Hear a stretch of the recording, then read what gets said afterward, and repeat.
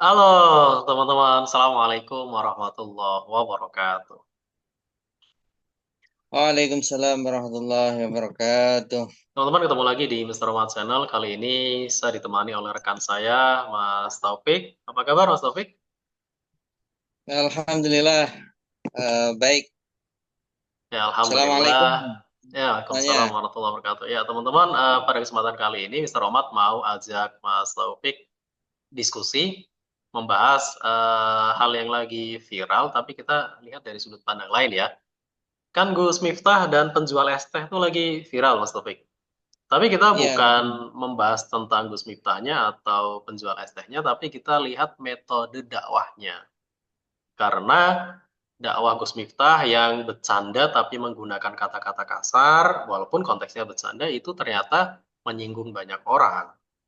Ya mungkin kalau kita lihat kemarin penjual es tehnya sudah memaafkan, berdamai, dan sebagainya, tapi ternyata masyarakat luas yang melihat yaitu tidak tepat sebagai metode dakwah. Kalau humornya mungkin tepat ya, bumbu humor itu di dalam metode dakwah banyak digunakan oleh para ustadz, kiai, ulama, Gus ya. Gus Dur itu terkenal dengan humornya kan. Tapi Iya, betul. humor yang seperti apa yang efektif, yang tepat di dalam berdakwah gitu ya. Kita mungkin akan bahas dulu. Kalau menurut Mas Taufik gimana? Dakwah itu seperti apa sih idealnya berdakwah?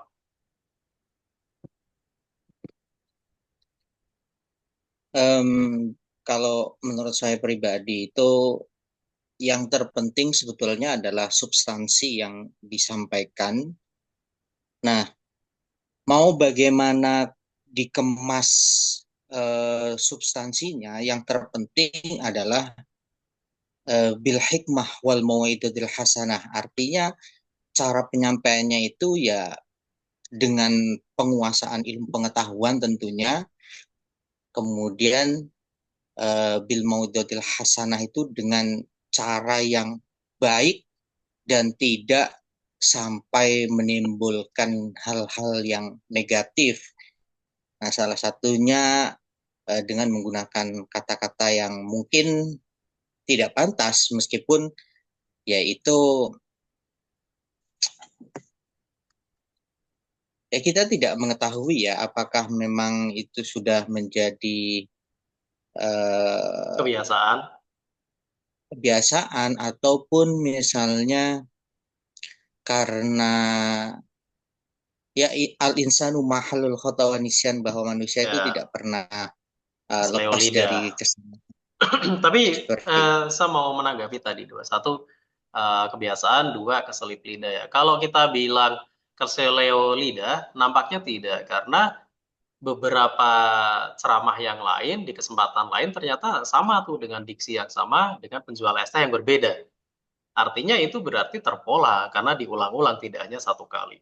Yang kedua, em,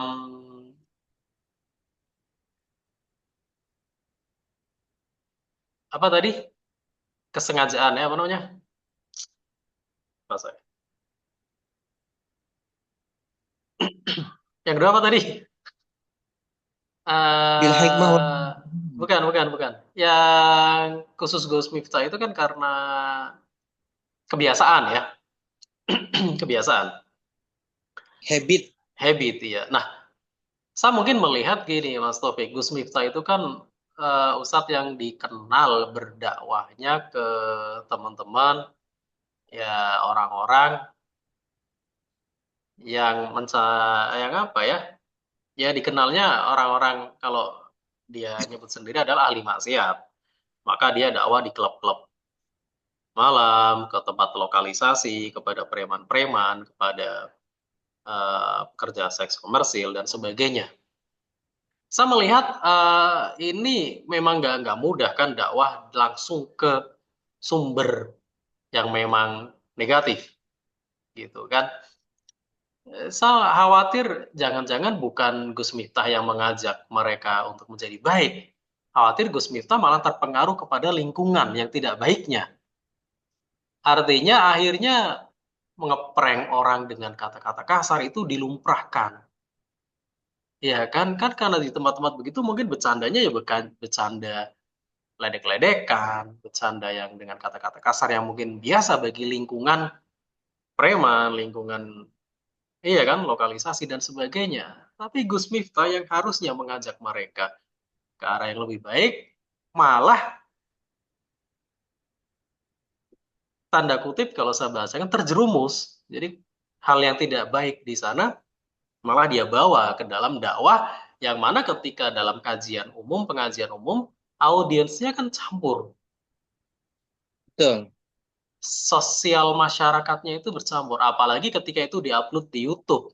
Dilihat oleh semua orang dari kalangan ekonominya entah atas, menengah, bawah, strata pendidikannya, ya kan? Tinggi, menengah, atau Iya, bawah, status sosialnya bagaimana, terus tingkat kepekaan orang itu bagaimana, itu kan sehingga ngeprank orang terus dengan diksi kata kasar, walaupun mungkin di internal Gus Miftah di kalangan preman dan lokalisasi itu hal yang lumrah, tapi ketika dibawa ke panggung yang audiensnya masyarakat secara luas, itu menjadi tidak lumrah. Dan akhirnya ya blunderlah di situ.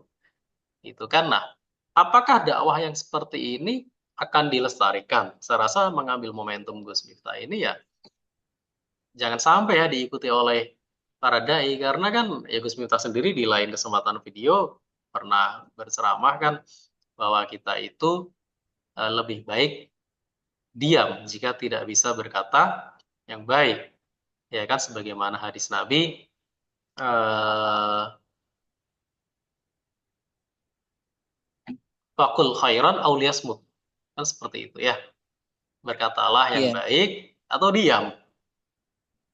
Ternyata tidak bisa diimplementasikan sendiri oleh Gus Miftah. Gitu. Gimana menurut Mas Taufik? Kan kalau kemudian dalam konteks dakwah itu kan itu sebetulnya bicaranya adalah kultur ya. Jadi kultur dakwah yang sebelumnya mungkin bisa jadi terbawa itu ada kemungkinan karena kebiasaan-kebiasaan yang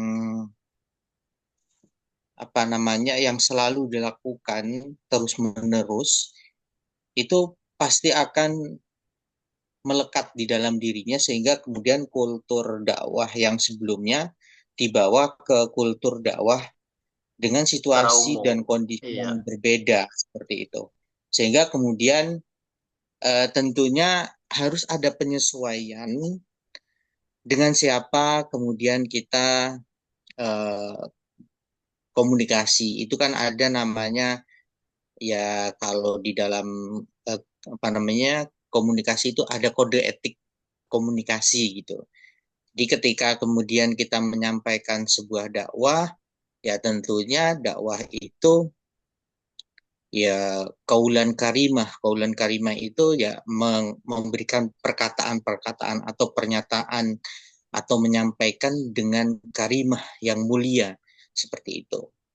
Nah, sedangkan kalau kita berdakwah itu kan sebetulnya memang ada semacam penyesuaian kulturnya tadi. Makanya ketika misalnya Nabi dakwah di masyarakat Mekah dan masyarakat Madinah itu pasti akan kemudian berbeda seperti itu. Jadi tidak kemudian bisa kita mengeneralisir bahwa ketika kita dakwah di kalangan A dengan kalangan yang B itu tidak bisa kemudian sama seperti itu. Ya. Nah, kalau kita berangkat dari um, ya secara apa genealogis atau secara historis kaitannya dengan dakwah yang dilakukan oleh beliau berangkatnya kan terkenalnya dari situ.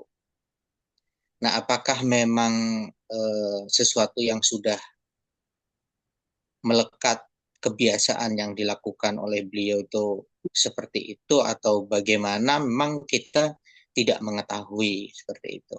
Ya, Cuman ya tadi ya, yang saya ingin oleh menambahkan kalau terkait apa namanya dakwah itu kan tidak hanya bil lisan ya, tidak hanya kata-kata, tapi yang lebih bisa mudah diterima adalah bil qaul ya.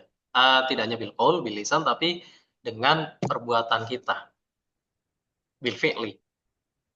Gitu Iya, kan. Jadi ya Nabi jelas eh, mentasbihkan dirinya innama bu'istu liutammima makarimal akhlak.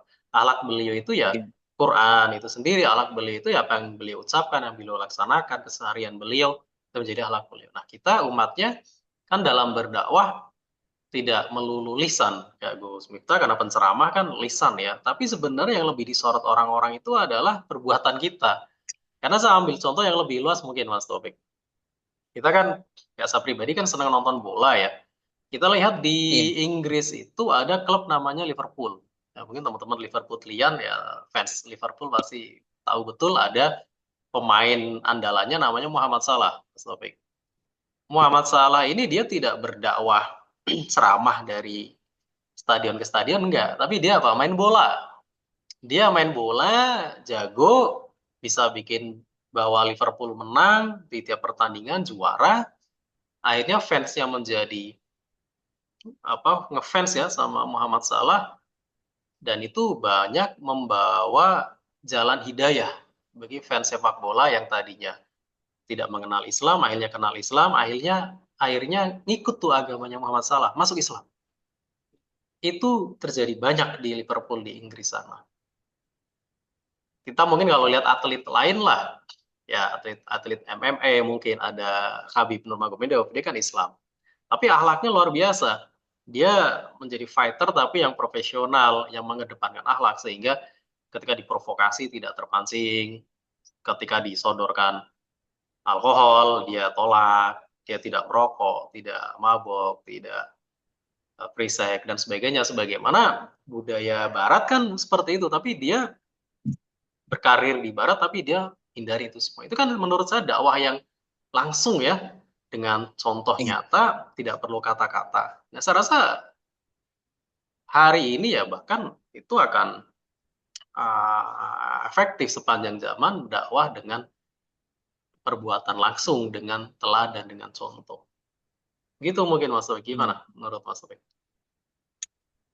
Ya, kalau kemudian bicara soal dakwah dengan fi'li, dengan perbuatan itu memang sangat baik sekali. Cuman hari ini itu kita banyak pengetahuan yang kita kuasai, banyak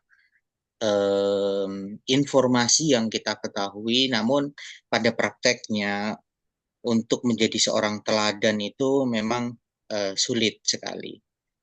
Nah, dalam konteks berdakwah itu memang tadi ada beberapa hal yang bisa kita contoh dari Nabi Muhammad mulai dari fi'li qauli beliau, tetapi kemudian pada level tertentu yang paling mudah itu adalah qauli dengan Ya, kata-kata ya, menyampaikan menyampaikan. dengan kata. Karena ada hadisnya juga kan, balighu anni walau ayat, kan sampaikan apa yang dari Nabi itu walaupun satu Makanya ayat, walaupun satu perbuatan. makanya ini makanya ini Mister. Makanya kalau kita lihat orang kan seringkali menyampaikan em, kaitannya dengan sabar misalnya. Tetapi kemudian ada semacam apa ya, lelucon itu biasanya seperti ini. Ketika seorang ustadz atau seorang kiai berdakwah berbicara terkait dengan sabar, coba ketika selesai dakwah Uji dia. sendalnya Ya, diin ya. Uji atau dengan sendalnya aksi nyata ya. bagaimana? Ya. Nah, artinya kan kita bisa melihat secara faktual, secara fakta bahwa apakah yang disampaikan oleh beliau terkait dengan tema sabar itu, apakah memang benar-benar beliau juga sabar atau Ya, beliau hanya pandai menyampaikan bicara soal sabar, tapi faktanya kemudian tidak. berbeda seperti itu. Ya, mungkin Nah, sebagai sehingga lanjut sedikit lagi mungkin Mas Taufik sebelum saya tutup. ya, sehingga kemudian tadi kalau hanya kemudian menyampaikan dengan lisan, hari ini sepertinya orang lebih tertarik kepada fi'li, keteladanan dibandingkan Ya, sebuah pernyataan. Kalau pernyataan semua orang bisa. bisa Tapi berbicara, tapi melakukan perbuatannya yang seperti apa? Nah, itu mudah-mudahan menjadi nasihat juga bagi kita bersama ya, Mas Toy, buat kita, buat teman-teman yang lain, bahwa kalau kata-kata ya semua bisa, tinggal baca buku, baca kitab, terus dikatakan ulang kepada halayak. Tapi kalau yang tadi ya, perbuatan itu yang susah, karena belajarnya seumur hidup. Kalau kata-kata gampang, kita ya, baca, hafal, sampaikan, bisa. Anak kecil pun diajari ceramah, ya, lomba dai cilik, bisa tuh. Keren. iya, Apalagi diajari, apa namanya, cara penyampaiannya yang keren gitu loh ya. Apa namanya, public speakingnya yang oke, itu sangat meyakinkan. Tapi bagaimana memberi teladan secara langsung. Nah, itu saya rasa tidak semua orang bisa. Lebih khusus lagi, tidak semua ustadz, tidak semua kiai bisa. Hanya yang memang benar-benar lebih mendalami lah ke dalam hatinya, meresap ke dalam perilakunya sehari-hari. Gitu ya, mungkin ya Mas Taufik. Itu aja mungkin teman-teman, Taufik, eh, obrolan kita mungkin pada ada kesempatan kali ini. Ya, sebagai penutup silakan. mungkin sedikit penutup terkait dengan dakwah digital itu ada sekitar 6 yang mungkin bisa menjadi pertimbangan kita dalam berdakwah sehingga kemudian tidak menimbulkan hal-hal yang bersifat negatif. Yang pertama adalah dengan metode Qaulan Maisuro, yakni bagaimana caranya seorang berdakwah itu mengarahkan umat manusia menggunakan kalimat-kalimat yang ringan, singkat, tapi berbobot. Itu yang pertama. Yang kedua adalah Qaulan Syadida, yakni menggunakan kalimat yang benar, lurus, dan jujur. Nah, ini menjadi sangat penting bagi pendakwah. Kemudian yang ketiga adalah Qaulan Layyinah, yakni menggunakan kata-kata yang lemah lembut sehingga menimbulkan simpati dan empati terhadap para jamaahnya. Secara tidak langsung itu menjadi satu contoh ketika kita menyampaikan dengan cara lemah lembut, maka audiensnya atau jamaahnya pun juga akan kemudian menyontoh bagaimana menyampaikan sesuatu kepada orang lain, keluarga, ataupun yang lainnya. Itu Kemudian yang sebagaimana keempat, nasihat Allah ke Nabi Musa ya, ketika berdakwah kepada yang Fir'aun. Qaulan layyin. ya, Lanjut, Mas Taufik. kemudian yang keempat adalah kaulan ma'rufa, yakni kalimat yang baik, bermutu sesuai dengan situasi dan kondisi, eh, dan sesuai dengan kearifan lokal ataupun kultur seperti yang tadi saya sampaikan. Jadi ketika berdakwah itu kita harus melihat kulturnya seperti apa, karakteristiknya seperti apa, dan tidak bisa kemudian kita mengeneralisir kebiasaan-kebiasaan kita dibawa ke kultur yang berbeda. Kemudian yang berikutnya adalah kaulan baligh,